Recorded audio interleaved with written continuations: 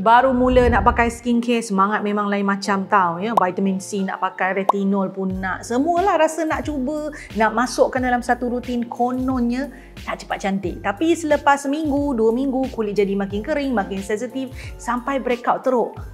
Sebenarnya bukan semua bahan skincare boleh digabung dan dipakai serentak dalam satu rutin. Nak tahu bahan yang mana tak digalakkan untuk dipakai bersama, especially if you are a skincare beginner? Okey, jom tonton video ni sampai habis. Saya nak terangkan cara yang selamat dan berkesan untuk pakai bahan-bahan begini pada kulit anda. Jom, let's glow together.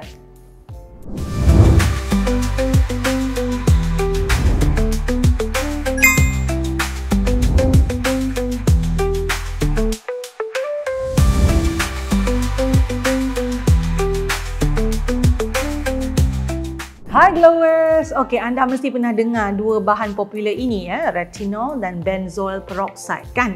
Dua-duanya sangat terkenal dalam dunia skincare, terutamanya untuk merawat jerawat. Tapi bolehkah sebenarnya gabungkan dua bahan ini dalam satu rutin? Kita perlu faham dulu fungsi retinol dan benzoyl peroxide.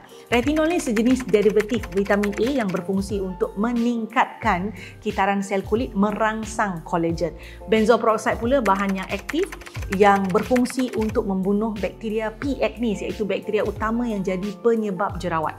Ia juga bagus tau untuk kurangkan minyak yang berlebihan dan kurangkan keradangan. Dua-dua bahan ni memang hebat, tapi kenapa tak boleh guna serentak? Sebab utamanya benzoyl peroxide bersifat oksidatif. Ini bermakna ia boleh mengurai atau memecahkan struktur retinol, menjadikannya tidak stabil dan kurang berkesan.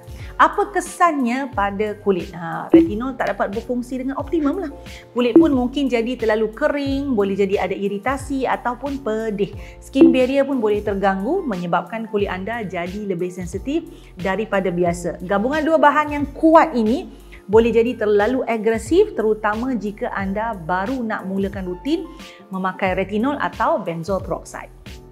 Untuk elakkan iritasi tapi masih dapat manfaat kedua-duanya, ini beberapa cadangan. Pilihan satu, guna pada waktu berbeza dalam sehari. Pagi guna benzoyl peroxide, malam guna retinol. Pilihan dua juga bagus juga, ya, guna pada hari berlainan. Ini lebih saya cadangkan.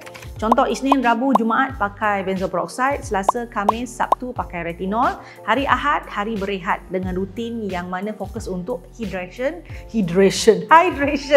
dan juga pemulihan. Jangan lupa sentiasa pakai pelembab untuk sokong skin barrier anda dan juga pakai sunscreen setiap pagi sebab kedua-dua bahan ini boleh membuatkan kulit lebih sensitif terhadap sinar UV ataupun cahaya matahari. Saya nak pesan juga siapa yang sesuai pakai dua bahan ini, gabungan retinol dan benzoyl peroxide dengan cara pakai yang saya jelaskan tadi tu, sesuai untuk kulit yang mengalami jerawat sederhana sehingga jerawat yang teruk lah. Mereka yang dah biasa guna salah satu bahan ataupun nak tambah lagi satu bahan lain ya, daripada salah satu tu ke dalam rutin. Ini saya cadangkan. Ataupun mereka yang sanggup ikut rutin dengan konsisten pakai berlapis-lapis untuk hasil yang terbaik.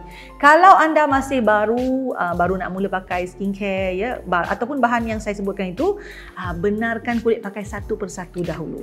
Bahan yang seterusnya yang tidak disarankan untuk digabung serentak penggunaannya adalah vitamin C dengan AHA atau BHA. Vitamin C atau nama lainnya L-ascorbic acid adalah antioksidan yang kuat yang bantu untuk cerahkan kulit. Boleh juga melawan radikal bebas akibat sinar UV dan menggalakkan penghasilan kolagen. AHA atau BHA, AHA contohnya glycolic acid ni bagus untuk buang sel kulit mati, meningkatkan kelembapan dan juga mencerahkan kulit. BHA contohnya salicylic acid, boleh larut ke dalam pori dan bantu untuk rawat jerawat dan blackheads ya. Secara teori lah kan, kedua-duanya memang bantu hasilkan kulit yang lebih cerah, lebih bersih dan glowing. Tapi tak boleh guna serentak. Kenapa? Ya, sebab semua bahan-bahan ini bersifat berasid. Vitamin C, AHA dan juga BHA ni semua bekerja pada pH yang sangat rendah tau. Vitamin C dia bekerja pada pH 2.5 ke 3.5. AHA seperti glycolic acid, lactic acid bekerja pada pH 3 ke 4. BHA, salicylic acid, bekerja pada pH 3 ke 4 juga. Kalau kita gunakan sekali bahan-bahan ini dalam satu rutin, ia boleh mengganggu keseimbangan pH kulit anda, boleh jadi over exfoliate lah pada kulit, Melemahkan skin barrier pun boleh juga menyebabkan iritasi, kering, pedih atau mengelupas. Nak guna kedua-dua bahan tapi masih nak jaga kesihatan kulit. Ini cara penggunaan yang selamat dan berstrategi. Pilihan satu, guna pada waktu berbeza dalam sehari. Waktu pagi, vitamin C bersama sunscreen. Waktu malam, AHA atau BHA. Pilihan kedua, guna secara selang hari. Contoh, Isnin, Rabu, Jumaat pakai vitamin C. Selasa, Khamis, Sabtu pakai AHA atau BHA. Ahad pula, fokuslah guna bahan untuk hydrate kulit anda, tambah hidrasi dan juga bahan yang boleh pulihkan kulit. Okey, sekarang kita bincangkan satu lagi gabungan vitamin C dengan retinol. Kedua-duanya dikenali sebagai bahan aktif yang sangat berkesan terutama untuk mencerahkan kulit, memudarkan bintik hitam dan juga memperlahankan tanda-tanda penuaan.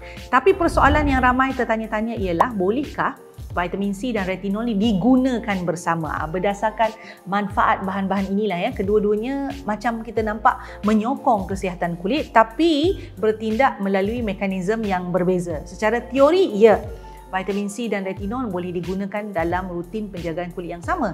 Tapi bukan untuk semua orang dan cara penggunaannya pun perlu bijaklah. Mengapa ramai pakar tak galakkan guna serentak? Vitamin C memerlukan pH yang rendah untuk berfungsi secara optimum. Manakala retinol ni dia memerlukan persekitaran pH yang lebih neutral. Jika digabung gunakan dalam satu rutin yang sama, keberkesanan salah satunya mungkin terjejas. Tambahan pula kedua-duanya bersifat bahan aktif Jadi boleh menyebabkan iritasi jika digunakan pada kulit yang sensitif ataupun belum biasa guna bahan aktif yang kuat seperti dua bahan ini. Antara kesan sampingan yang boleh berlaku adalah kemerahan, pedih, mengelupas ataupun rasa kering yang melampau. Ada beberapa strategi untuk anda gunakan kedua-dua bahan ini dengan selamat dan berkesan. Pertama, gunakan pada waktu berbeza dalam sehari. Pagi, vitamin C diikuti dengan pelindung matahari dengan sunscreen. Malam, pakai retinol plus kena pakai juga pelembap untuk menyokong pemulihan kulit. Ini cara yang paling selamat sebab ia membenarkan kedua-dua bahan aktif ni bekerja secara maksimum tanpa gangguan bahan yang lain. Kedua, gunakan secara selang hari. Isnin, Rabu, Jumaat pakai vitamin C. Selasa, Khamis, Sabtu pakai retinol. Ahad, hari rehat lah ataupun fokuslah pakai benda yang untuk hydration. Ketiga, gunakan bersama dengan teknik yang dipanggil buffering teknik. Untuk pengguna yang lebih berpengalaman ni anda boleh guna layer kan. Teknik layering ni, guna vitamin C dulu, tunggu 20 sampai 30 minit macam tu sapu pelembap untuk buffer, kemudian baru pakai retinol. Cara ini saya sebut sekali lagi hanya sesuai jika kulit anda sudah biasa dengan kedua-dua bahan dan kulit anda bukan jenis yang sensitif. Tip tambahan untuk guna vitamin C dengan retinol, sentiasa mula guna vitamin C dengan retinol pada peratus atau kepekatan yang rendah dulu. Gunakan pelembap yang sesuai dengan jenis kulit dan ada bahan yang bagus untuk skin barrier. Contohnya ada ceramide, ada niacinamide. Elakkan guna exfoliant tambahan seperti AHA atau BHA dalam rutin yang sama. Jangan. Dan wajib guna sunscreen setiap hari di siang hari. Pokok pangkalnya kan, kenallah kulit anda, perkenalkan satu bahan pada satu masa dan jangan tergesa-gesa nak gabungkan terlalu banyak bahan aktif dalam satu rutin. Jika anda suka penerangan ini dan nak tahu lebih banyak tentang kombinasi bahan dalam skincare, jangan lupa untuk like, kongsi dan juga subscribe Tinggalkan komen tentang topik yang anda ingin saya kupas dalam video akan datang. Terima kasih. Thank you so much for watching. Bye-bye. Suka video yang saya selalu kongsikan?